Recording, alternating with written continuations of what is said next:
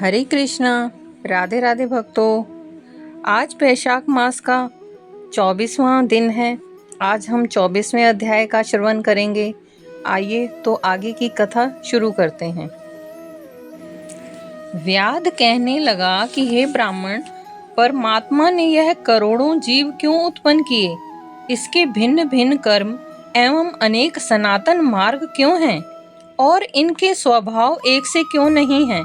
यह मेरी जानने की इच्छा है।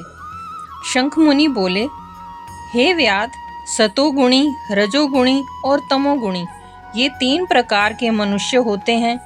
इन गुणों की विषमता, न्यूनता और अधिकता से मनुष्य वैसे ही कर्म करता है और उन्हीं के फल भोगने से मनुष्य कभी सुखों और कभी दुखों को प्राप्त होता है। प्रकृति के जीव इन्हीं तीनों गुणों से बंधे हुए हैं। गुण कर्म के अनुसार ही कर्म का नाश और फल होता है। तमोगुणी पुरुष सदैव निष्ठुर, निर्दयी और सबसे द्वेष रखने वाले होते हैं। इसके कारण वे सदा दुखी रहते हैं। राक्षसों से लेकर पिशाचों तक सब तामसी गति को प्राप्त होते हैं। रजोगुणियों की बुद्धि पाप और पुण्य मिली हुई होती है। वे पाप और पुण्य दोनों करते हैं। इस कारण स्वर्ग और नरक दोनों में जाते हैं तथा सुख व दुख दोनों ही भोगते हैं। और यह मंद भोगी सदैव संसार में जन्म लेते रहते हैं। और जो सत्वगुणी होते हैं, सत्वगुणी धर्मात्मा, दया वाले, पराई निंदा न करने वाले तथा श्रद्धावान होते हैं।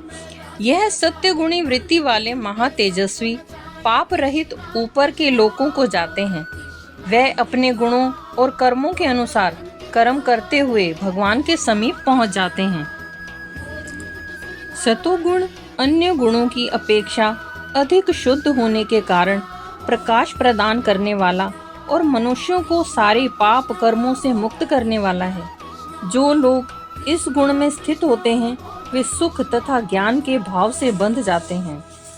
दूसरा, रजोगुण की उत्पत्ति असीम आकांक्षाओं तथा तृष्णाओं से होती है और इसी कारण ये देवधारी जीव सकाम कर्मों से बंध जाते हैं।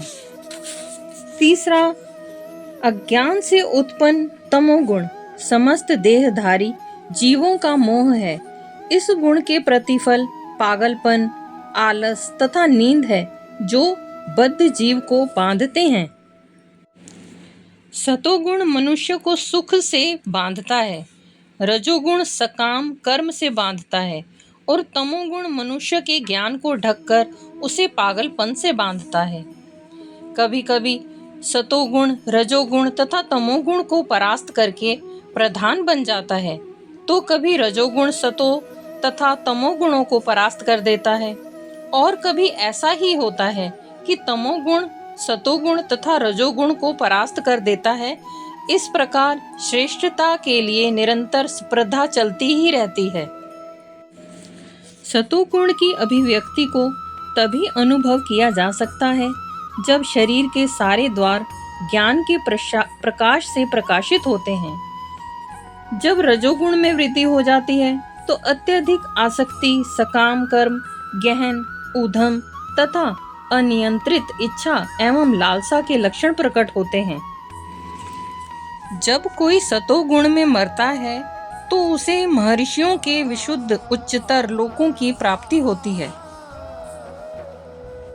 कोई रजोगुण में मरता है तो वह सकाम कर्मियों के बीच में जन्म ग्रहण करता है और जब कोई तमोगुण में मरता है तो वह पशु योनि में जन्म धारण करता है। पुण्य कर्म का फल शुद्ध होता है और सात्विक कहलाता है, लेकिन रजोगुण में संपन्न कर्म का फल दुख ही होता है और तमोगुण में किए गए कर्म मूर्खता में प्रतिफलित होते हैं। सतोगुण से वास्तविक ज्ञान उत्पन्न होता है, रजोगुण से लोभ उत्पन्न होता है और तमोगुण से अज्ञान, प्रमाद और मोह उत्पन्न होते हैं।